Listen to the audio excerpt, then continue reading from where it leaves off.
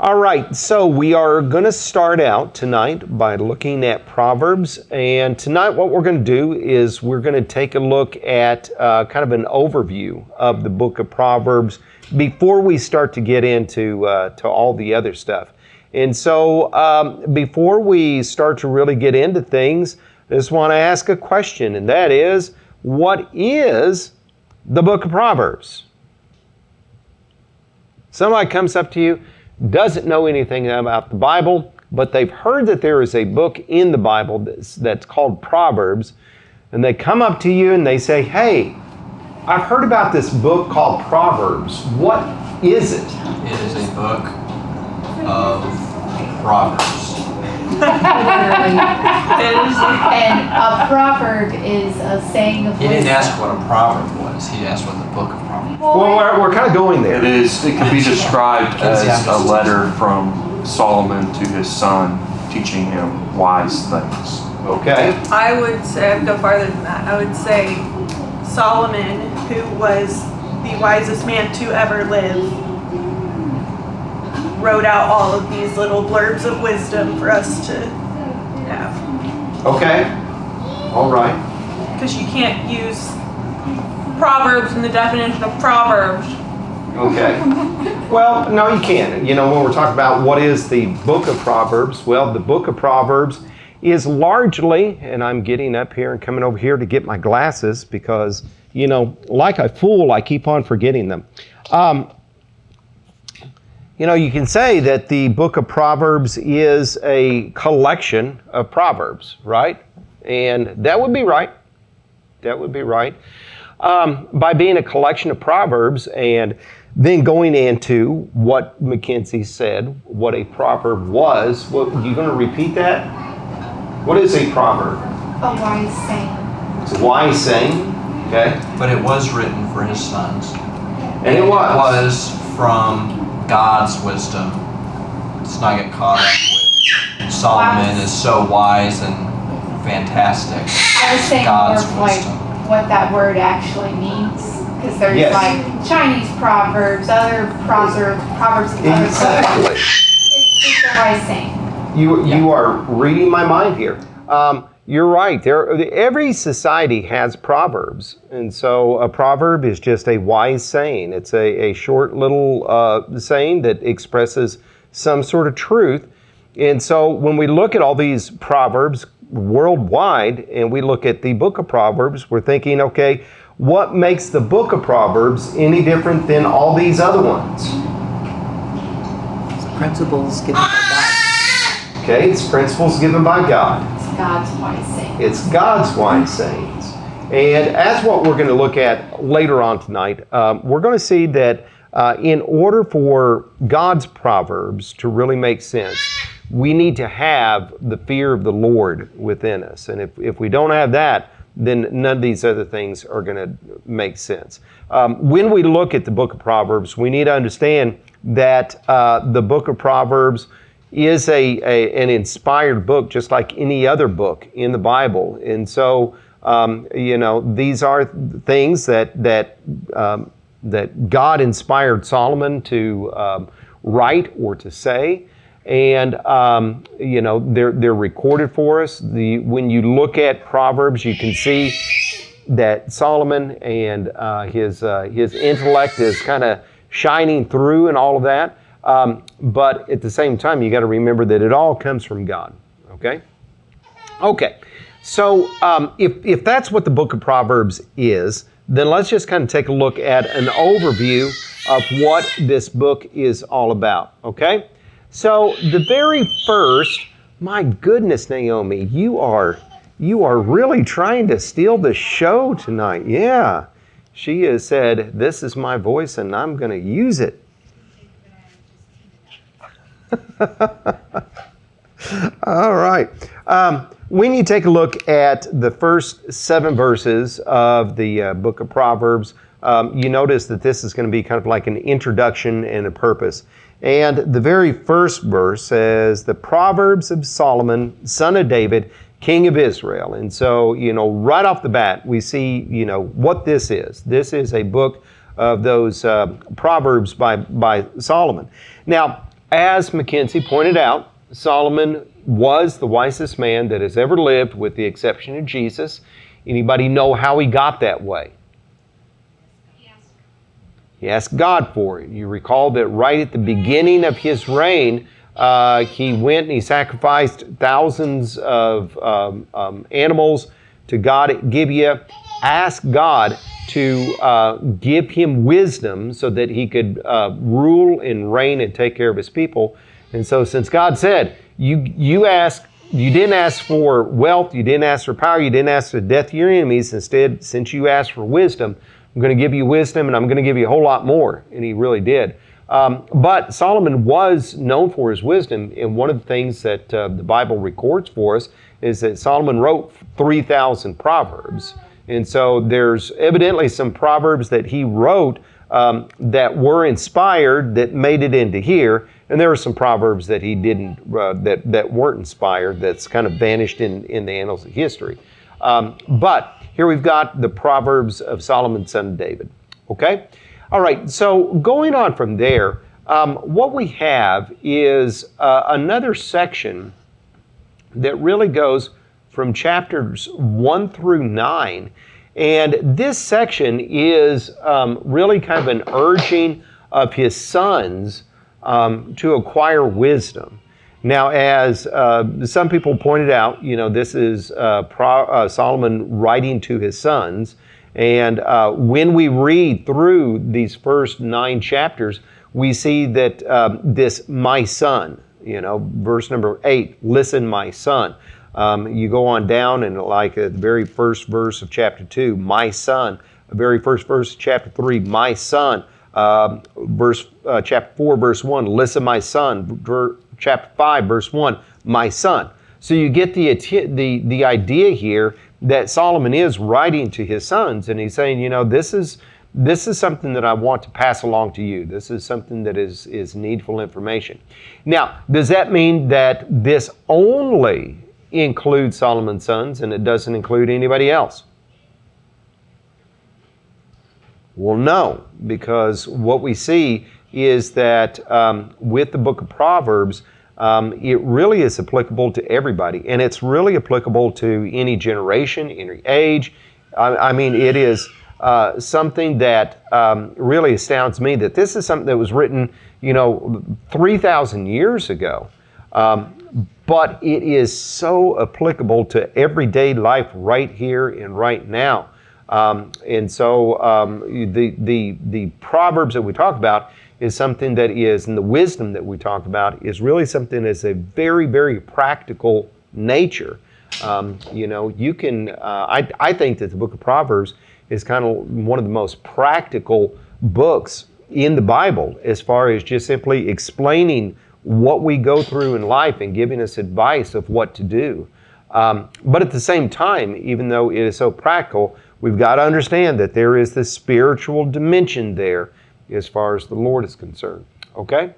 So within this first section, chapters 1 through 9, what we see is that these really are not the individual Proverbs. Instead, this is something that Solomon is talking to his sons and urging them to acquire wisdom, to shun folly, but to really understand what the value of wisdom is all about.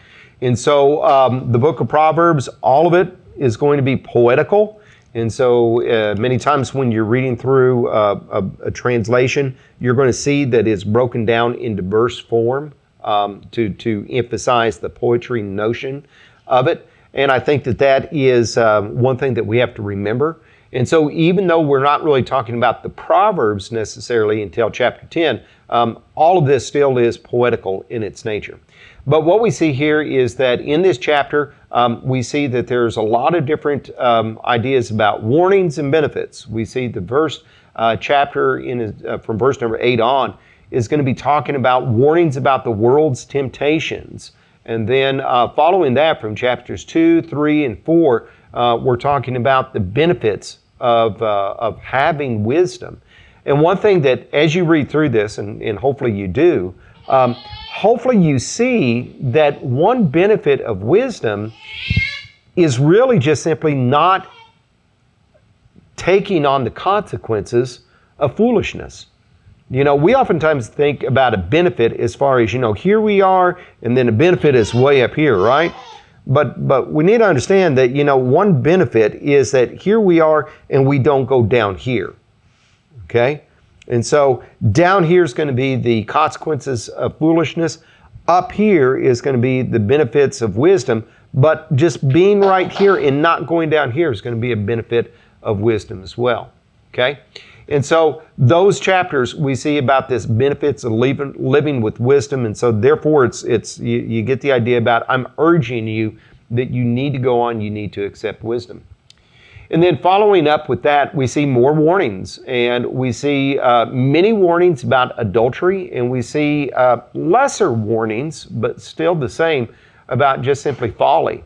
And if you think about, especially since he's talking about sons and young men, you know, that's something that young men especially need to be warned about, but not just young men, everybody. But, you know, here is this danger, and there's this allurement there of folly and the allurement there of adultery. And it's something that is very consequential in a negative way. And so Solomon is saying, hey, you know, don't do this. Don't go down this path. And then finally, this last little section right here of wisdom and folly are personified and contrasted. You know, this is one of my favorite parts of the book of Proverbs, is this contrast between wisdom and contrast between folly. And both of these two concepts are personified, meaning that it's just simply giving an inanimate thing, an intangible concept, human characteristics and human traits in order to kind of make it come alive on the page. And so, well, I can't wait till we get to that point, because that's going to be fun to look at. Okay? All right, you got any questions or comments about that? Like I say, this is when we're talking about, you know, we're going to spend about 6 weeks in looking in introductory material. You know, this is it right here. You know, that's going to be the main thing that we're going to get into. And then we're going to get into the individual proverbs themselves. And so starting in chapter 10, what we see is that these are the proverbs there. And when you talk about proverbs, you know, one verse may have a connection to the next verse, or it may not have any connection to the next verse. You know, the Proverbs, in this part of the book of Proverbs anyway, it's really interesting because, you know, time and time again, I say you got to, you know, context. You got to have context. Book of Proverbs, there is the overall context of the Bible in general, and I guess there is the overall context of the book of Proverbs. But again, one verse may not have anything to do with the next verse, or it may not have anything to do with the preceding verse.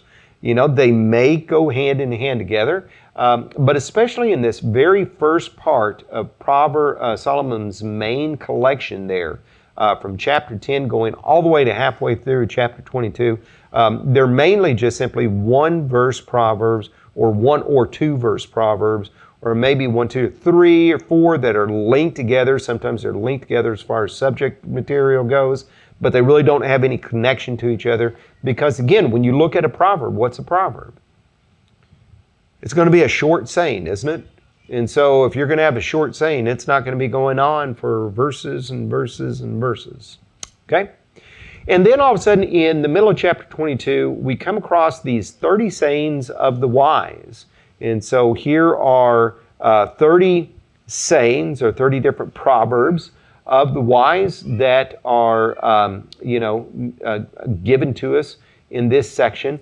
And then that's followed up, and the rest of chapter 24 is saying, and here's more sayings. And so there's 5 more sayings of the wise there. So why didn't they just say, 35 sayings of the wise? We'll have to ask God that, because, this is just all by His design. And then we come across Hezekiah's collections of Solomon's Proverbs. And so here we've got, more collections of Solomon's Proverbs. And then we've got Agar's Proverbs, and then we've got King Lemuel's Proverbs. Okay? Then, after that whole section, we followed up by kind of a postscript or epilogue, just simply a finishing touch to it. And this is the wife of a noble character. You know, how many of you women have looked at that before? Right? Okay. How many of you women have looked at that and thought, man, I fall short? You know, this is something that is oftentimes used in Mother's Day, and it is a something that, you know, is kind of a model in which to try to attain to.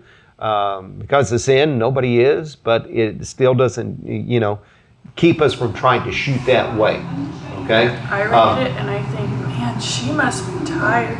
She must be tired. That's right. Working all night like that. Everything. What we're going to see, though, as we get into it, is that especially this idea about wisdom and folly personified and contrasted, you know, this really ties in to that right there in terms of here is wisdom that's portrayed as a beautiful, lovely woman that does so much. So why wouldn't you want to marry her? Okay? And so, but we'll get into that later when we get into it. Okay? Okay.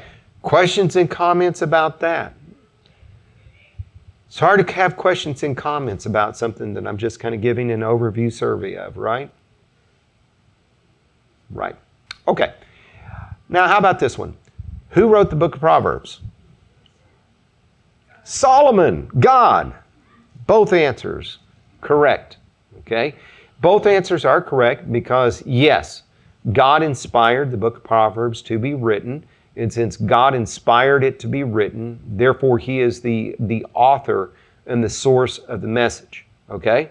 But at the same time, can we say that Solomon wrote the book of Proverbs?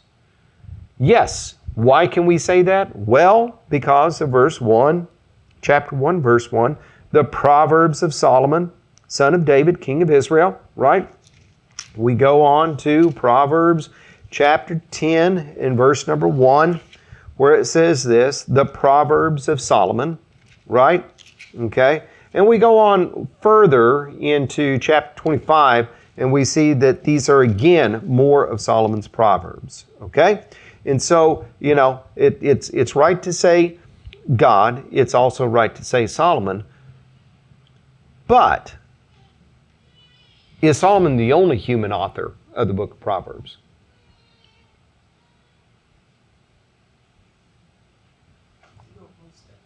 He wrote most of them, but not all of them, okay? Because we take a look at Agur right here in chapter 30. So when we take a look at chapter 30 in verse number 1, what we see is this. The sayings of Agur, son of Jacob, an oracle. And then all of a sudden, we've got chapter 30 that is Agur's Proverbs as well. And so if you say, oh yeah, Solomon wrote the book of Proverbs, well, yes, but, okay, maybe there's just a little asterisk that's there as well. So who is this man Agur? I don't know. I don't think that he's even mentioned anywhere in the Bible except for here. And so, and again, when you look at it in terms of God is the author of all of the book of Proverbs, then it really doesn't matter other than, here is something that God is using with Solomon, but here is God using somebody else as well. And then when we take a look at chapter 31, what we see is that it says this.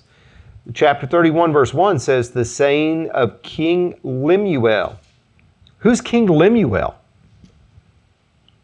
I mean, obviously, since he's a king, he's got to be in the Bible somewhere. Right? Right here. And this is it. He is not a king of Israel, whoever he is. Because if he was a king of Israel, he would be in there. Right? We've got all the kings of Israel. We've got all the kings of Judah. And unless Lemuel is what do they call it when somebody writes with a pen name? A pseudo whatever. Pseudonym. I was thinking that. Okay. A kind of name. So unless, somebody was using Lemuel as a pseudonym, then, we don't know who he is. Okay? But it really doesn't matter because God's going to be the author of each and every one of these. It's just that when we look at these, we need to understand, this is from somebody else. So it is coming from a different perspective altogether. And here is something that is interesting to me. If you go back and you take a look at chapter 25 and verse number 1, you notice that it says, these are more Proverbs of Solomon, right? And so here we've got all of these Proverbs that are there, and then all of a sudden we've got more Proverbs of Solomon. But you notice where it says, copied by the men of Hezekiah, king of Judah. Okay? So, who was Hezekiah? He was a prophet, right? No, he is the king of Judah, because it says he's the king of Judah. Okay? Anybody give me something interesting about King Hezekiah? Because he's in the Bible, and he's actually got a lot of interesting things about him. He was a good king. He was a good king, although he did make some mistakes. But I guess that's just about everybody, right? Okay. What mistake did he make?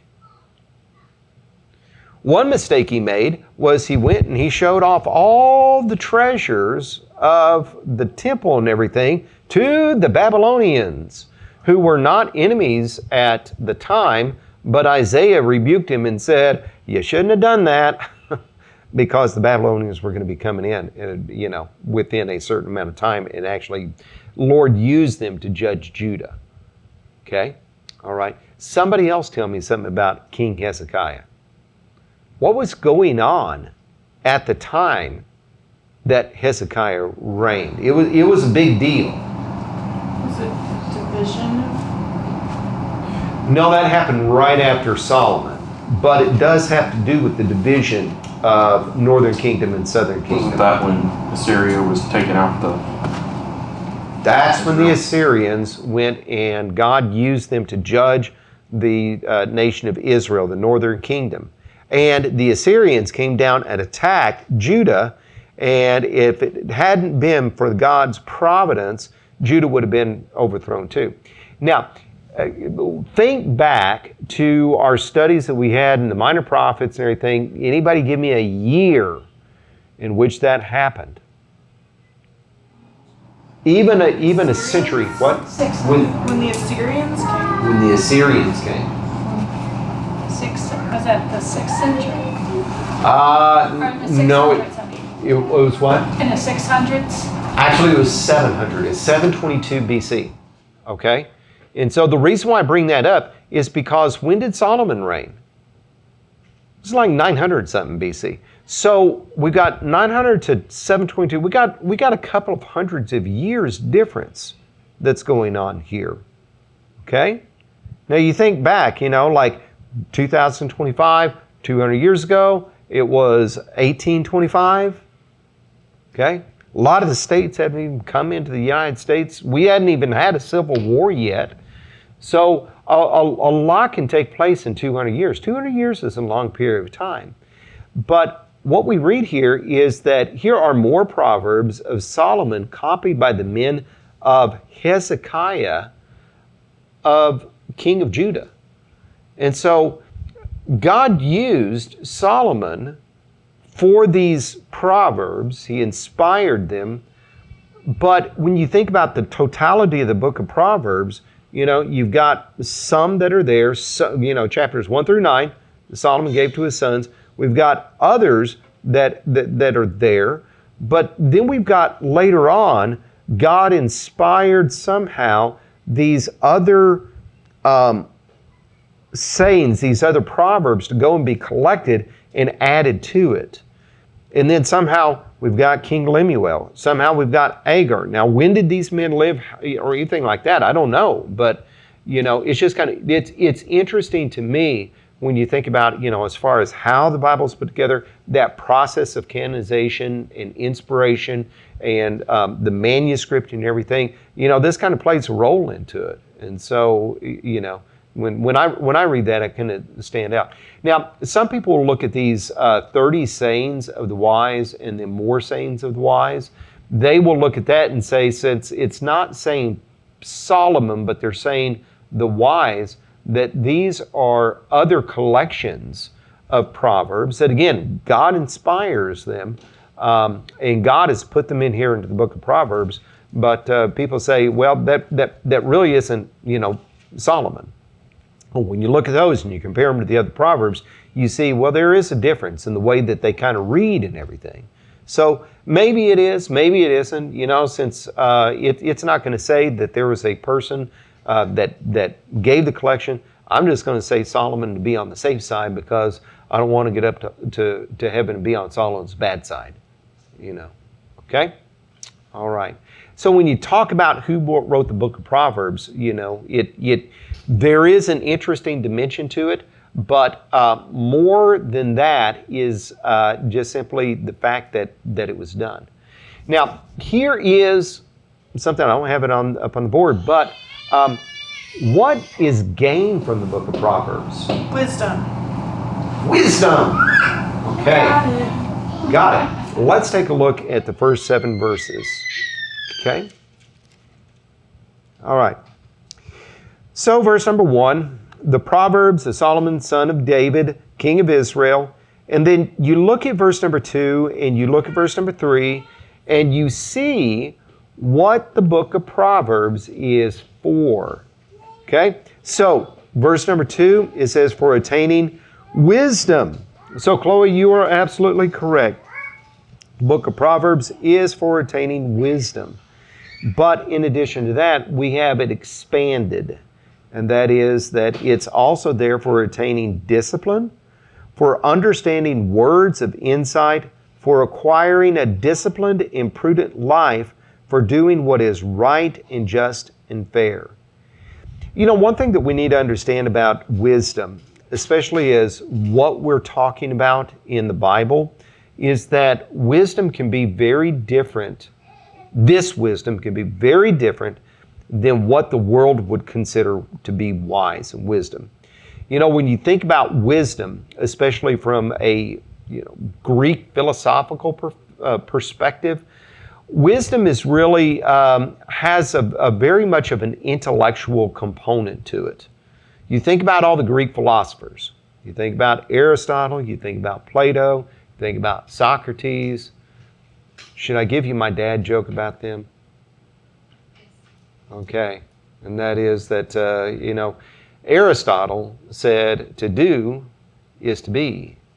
Plato said to be is to do. Bing Crosby summed it all up by saying doobie doobie doobie doo. Okay. So, I understand. What's that? All right. Where was I? Okay, so when you look at wisdom from that perspective of the philosophers, it is very much of an intellectual perspective, isn't it? And then you think about people who are wise people from that point of view. What do you think of? Smart people, right? Okay. The Bible really takes a different approach altogether. The word wisdom in Hebrew, anybody tell me what it means? Skill. Okay? The word wisdom means skill. And so when you're talking about living a wise life, what you're really talking about is living skillfully in this life. It's not talking about something that has an intellectual side to it, even though you could say that it does. But more than that, somebody who is wise is going to be somebody who is living skillfully, right? So when you look at it from that perspective, you can see this idea about skill, and that is for attaining, of course, wisdom, skill, but also discipline. How necessary is discipline in order to live a skillful life? Very. Well, if you know how to do something, but you don't have the self-control to do it, it's meaningless. then you're not going to get very far, are you? You know, to really live a life that has something to it, you've got to have discipline that's there. And so when you look at Proverbs, one of the things about Proverbs that's going to be doing for us, it's going to be giving us discipline.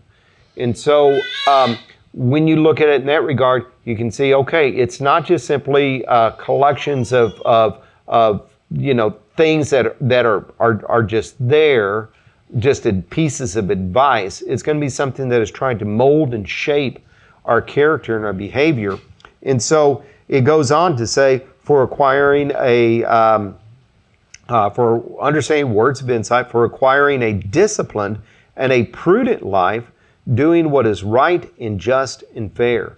And so this idea about God's wisdom and living a life of wisdom, this is something that has to do with having prudence about oneself. Does anybody know what prudence really is? Because a lot of times I think prudence gets a bad rap. Having a dense You know prune. how to, Have what? A dense prune. Having a dense prune. like, you know how to, There's a dad joke right there. What's that? you know how to conduct yourself appropriately? You know how to conduct yourself appropriately. You know, prudence is really talking about somebody who's going to be causing to look.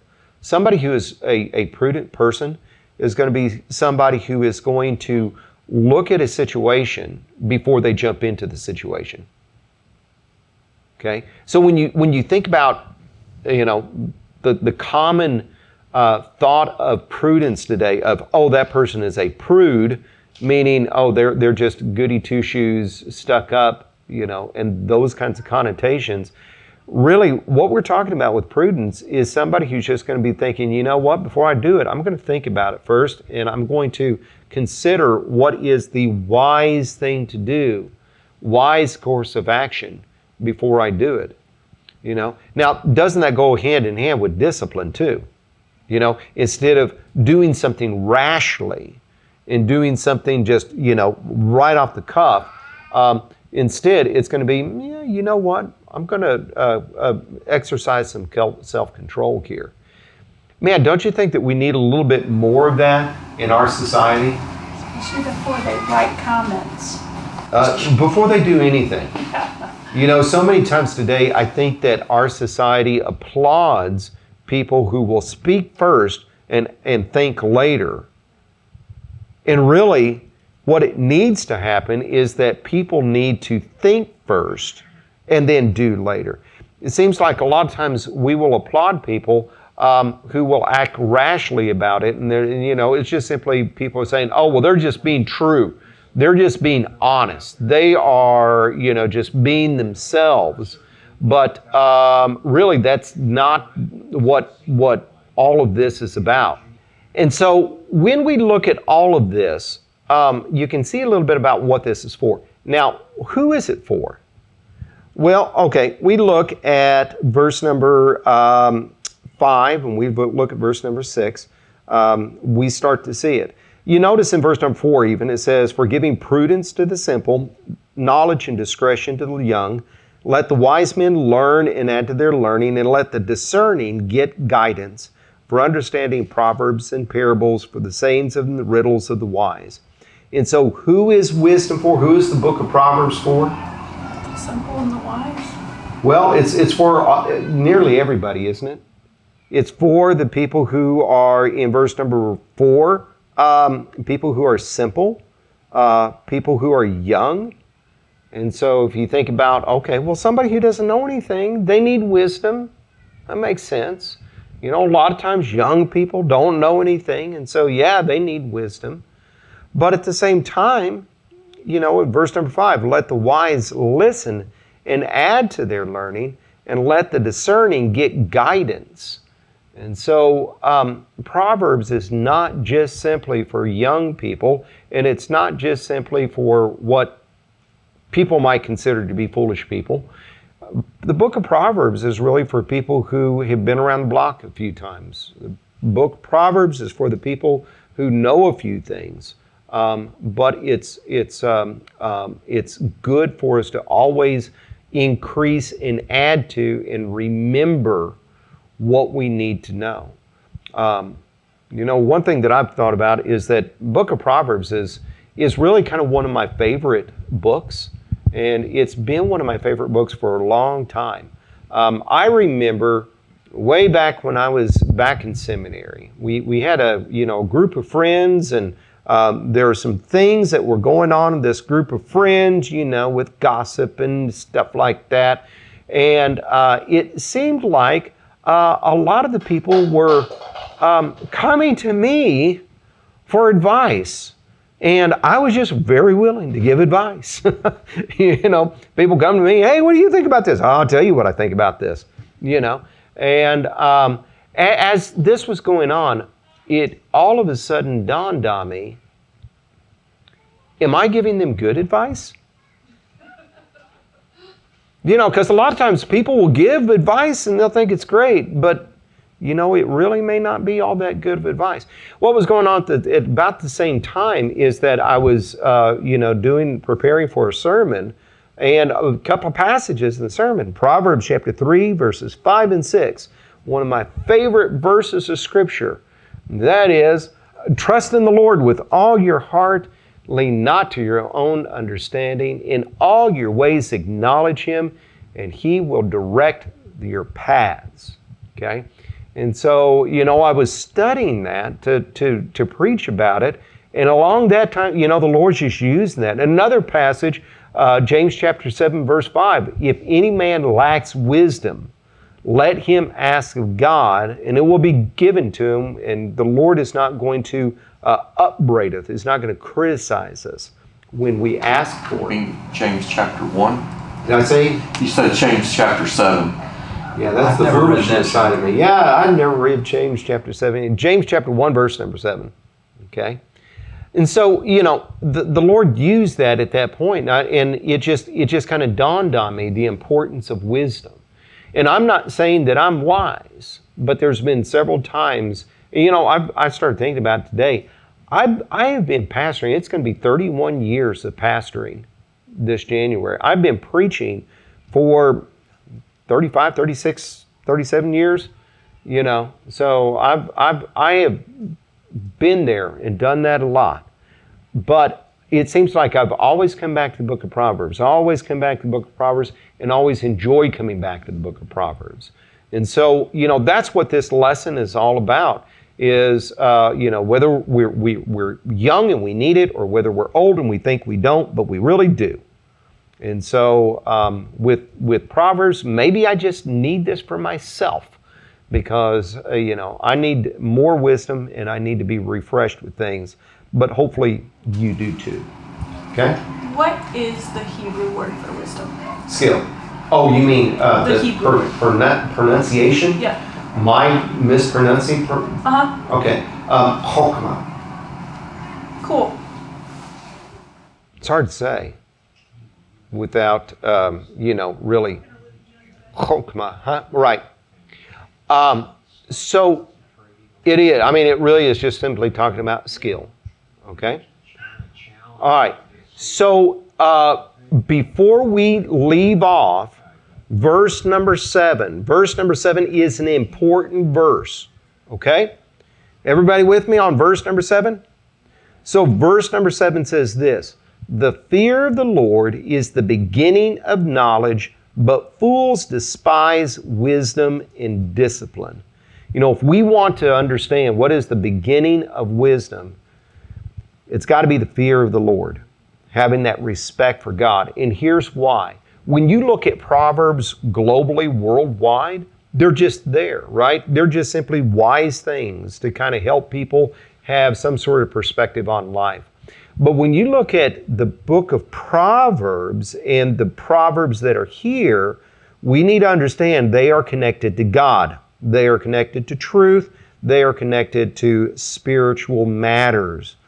And so from that dimension, the book of Proverbs is very practical, very common sense, but there is a spiritual side to them. And to understand it, we've got to have the fear of the Lord. When we have the fear of the Lord, then we approach it from a whole different perspective. We approach it from the perspective of, oh, this isn't just simply a cute saying. We approach it to the perspective of this is what God wants us to do.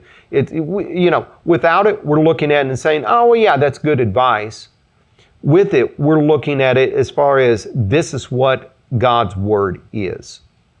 Okay? And from there, we say, you know what? God doesn't want me to do those things, so therefore, I'm going to reverse course and I'm going to do something different. Okay. Anybody have any comments or questions before we quit tonight?